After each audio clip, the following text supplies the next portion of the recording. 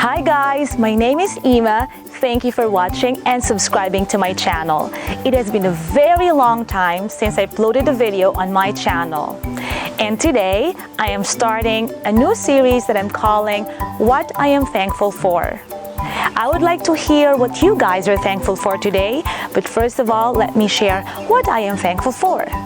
Well, recently, my father-in-law requested me and my husband Travis to go to America to attend the funeral of my grandmother-in-law. Well, first, I needed to apply for a tourist visa to be able to travel to America. Based on the stories I heard about people, or to be specific, Filipinos applying for a tourist visa, many applicants were denied a visa. Some got approved. Even professionals, for example, lawyers or businessmen, those who are really well established, who are financially capable of traveling to America or other countries, some of them got denied of a visa.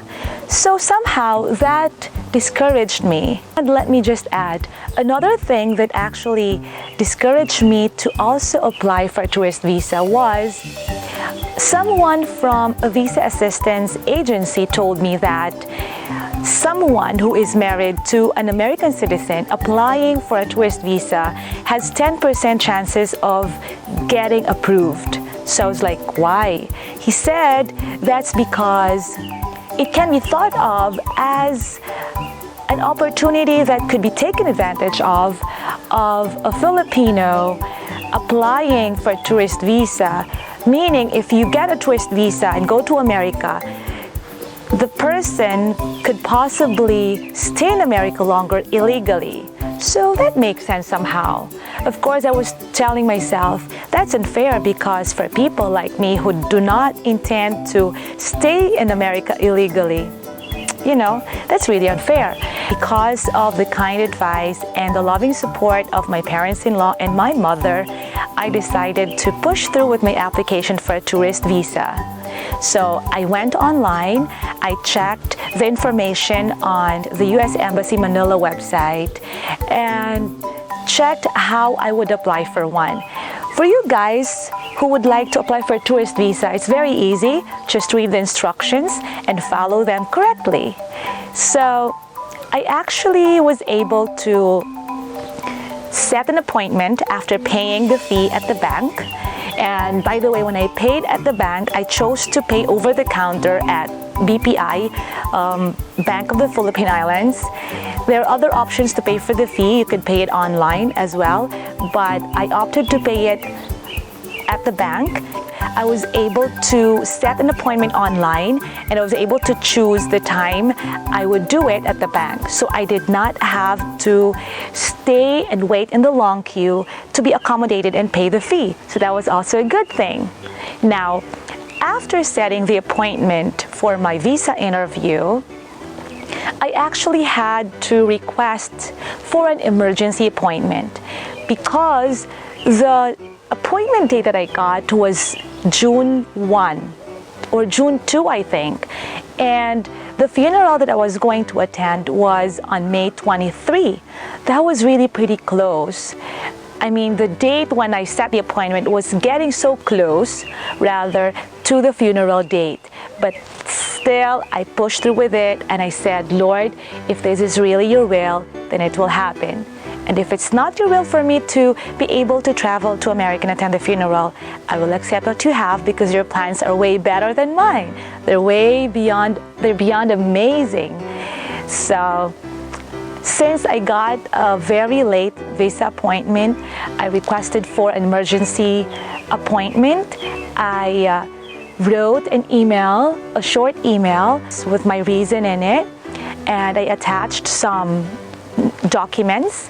For example, the letter from the funeral company and I can't remember exactly the other documents. They are supporting documents that would really prove that I was going to attend a funeral, because one of the reasons to get approved for an emergency appointment is attending the funeral of a relative, of a family member.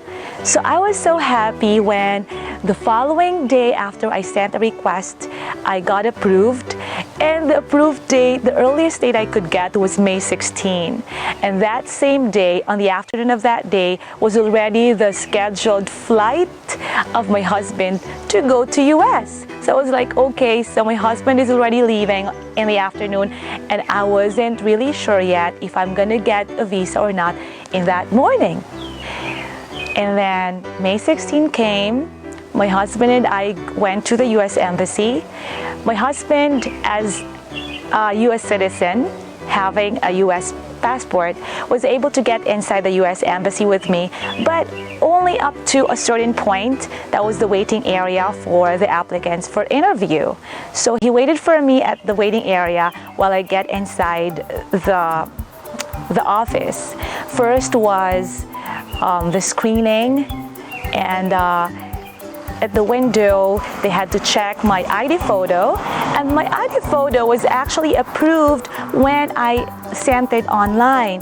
So I thought that was already good enough, and I printed that because you need to bring an ID photo to your interview. But the staff told me at the US Embassy that we could not use this. You have to have your ID photo taken again. Just go outside, and there's actually a booth for ID photo, for a booth that takes, ID photos right outside the office. So I went outside. There was also a queue of other people waiting for their ID photos to be taken again. I waited for maybe like 10 to 15 minutes. I was supposed to wait for 20 minutes. So I went back inside, and then the lady that talked to me about the ID thing, I gave her my ID photo again. It was all good. I moved to the step 2, which was the finger scanning. Yeah, hopefully I'm saying the word right. And of course, that was a long queue. You have to wait in the queue and all that. And the last step was the interview itself. While waiting in the queue, it was really fun, and it was, it really depends on how you handle the situation, because I was actually overhearing the questions of one of the interviewers, because he spoke loudly compared to the other interviewers, and he was like this: so when did your business start? How much do you earn for your business? How many staff do you have? And I was like, oh my, if these questions will be asked, I don't have any answers for that. But of course, I don't have a business, and my purpose of going to the US was not business related. So if you would really dwell on that and just be nervous and be affected by that in a negative way, oh God, that would not really help you.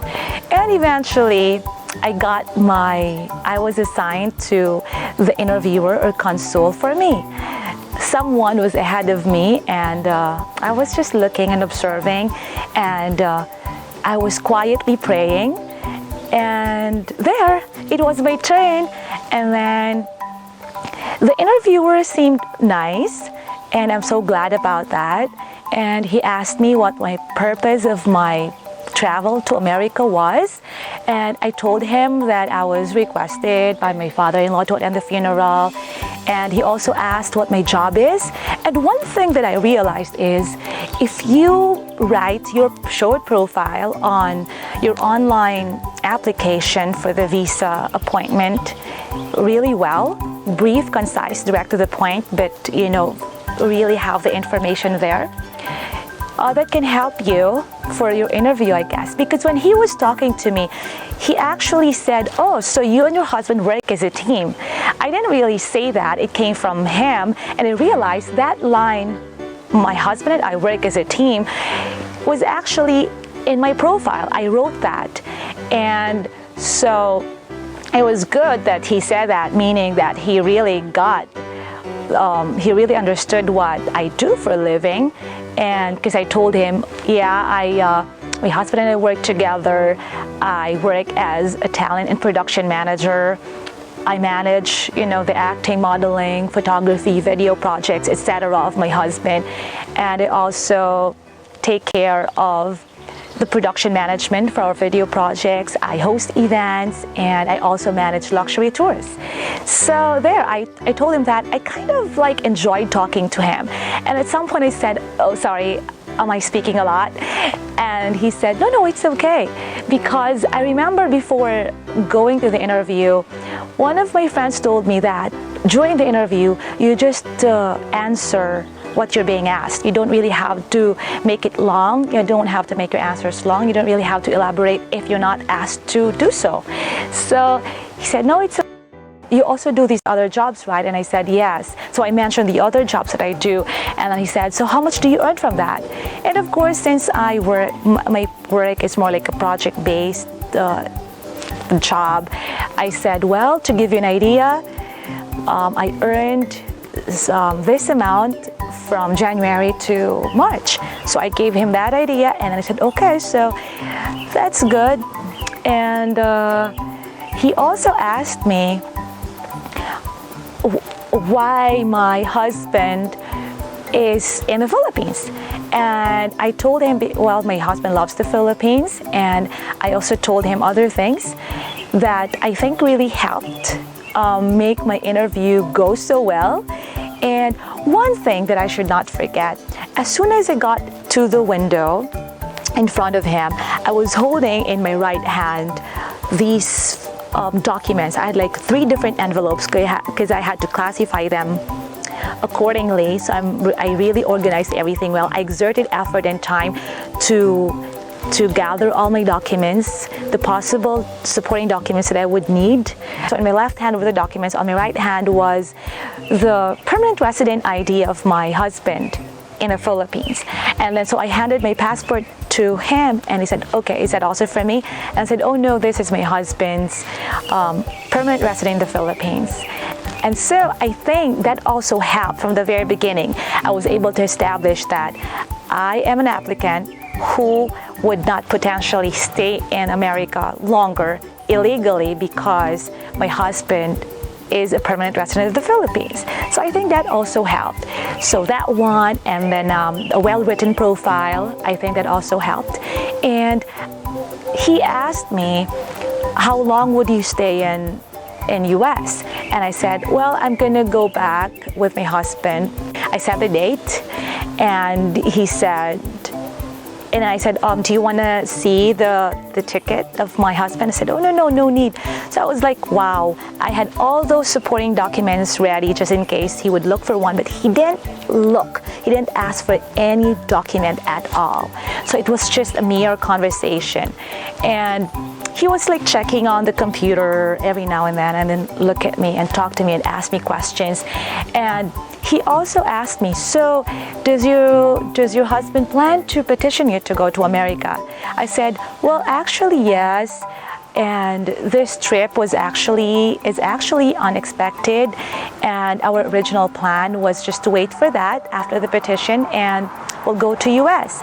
But since this happened, I opted to apply for a tourist visa, and it would really be a great blessing for me and my husband to be able to attend the funeral and to be there for my grandfather-in-law, since after the funeral, all the relatives will go back to their respective hometowns. And being able to spend time with him, knowing that he's already 93 years old, and who knows, his years are numbered in this world. By God's grace, he'll really live longer. So I explained that to him, and he looked at the computer again, and then he said, so you're going to get a tourist visa, but you're not going to adjust your status later there, right? And I said, of course not. I added that this trip is actually unexpected, and because of these reasons, we decided to go. And eventually he was like something like, oh, well, like you're gonna get your visa. He didn't say those exact words, but that's the impression I got from his facial expression and the way he looked at me. And so when he said, your visa is approved, I was like, oh, thank God, that's an answered prayer. And then he said, your visa will be available in a week. or in 5 days, I think that's what he said. I said, I'm actually on a visa, emergency visa. Can you please make it possible for me to pick up my visa at the Mall of Asia branch of To Go this Friday, because I have to go to America soon to attend the funeral. And I said, and then he checked something, typed on the computer and all that. And I said, okay, you can get it at the end of the week. So that was a Tuesday. And by Friday, he said I would be able to get my visa. Another way is for the visa, the passport and visa, to just be sent to you. But since I was really in a hurry, I needed it very soon, I chose to pick it up at the main branch of the Mall of Asia branch of To Go, and that was actually the advice of one of the call center agents of the visa center. And so after that, 2 days after, I started checking online the status of my visa, and every time I checked, it said your visa or your passport is still with the US Embassy. I started feeling worried, and so I called the call center a few times. They saw the same status online because they don't have any other access to other information. And so I called a few times from Wednesday to Friday. My flight was already Saturday. I saw the same status online and from the call center. I actually called the call center on Thursday, and I requested to talk to the supervisor, and the supervisor told me that she was going to email the concerned office about my concern as an escalated, call. And she said she doesn't have any access to talk to anyone in particular from the concerned office at the US Embassy. All she could do is just to send an email to them. And then the following day, Friday, I followed up, and then she said she didn't get any reply, even though it was an escalated, concern that she marked on. So I was like, oh my, what am I gonna do? What if I don't get my visa today and tomorrow's my flight? I would have to rebook the ticket, and that would mean spending a lot of money for the rebooking fees, the fare difference and all that. Plus, I would be dealing with different airlines, and I would not make it to the funeral, which is the main purpose of my trip. So I kept praying, and eventually I talked to the staff from To Go of Mall of Asia, and she said, oh ma'am, just try to talk to the US Embassy. And I said, whenever I call the US Embassy and I tell them my concern, which is a visa concern, they just advise me to call the call center, and the call center cannot really help me. And then she said, just keep trying, ma'am. So I really kept trying, and finally someone answered my call at the US Embassy, and I explained my situation, and thankfully I was connected to the right person at the concerned office. And so this person told me that, okay ma'am, to work this out, and we'll call you again to update you. And I told her I really have to get this, because I was informed by the consul who interviewed me that I'll be able to get this today, and I was on an emergency appointment. So after I think 2 or 3 hours, I got a call from them telling me that my visa was already being sent to the Mall of Asia branch of To Go, and I could pick it up later that day. I was like, oh, thank God, I was able to. I'm gonna get it finally. So in the evening, my family and I went to the branch of To Go in Mall of Asia, and I got my visa there, and yeah, I have it finally. This is for real. I am going to the United States of America, and the visa that I got is what I am thankful for today. Well guys, thank you for listening, and I would love to hear what you are thankful for today. I will be sharing with you more in the next videos. Rise and shine!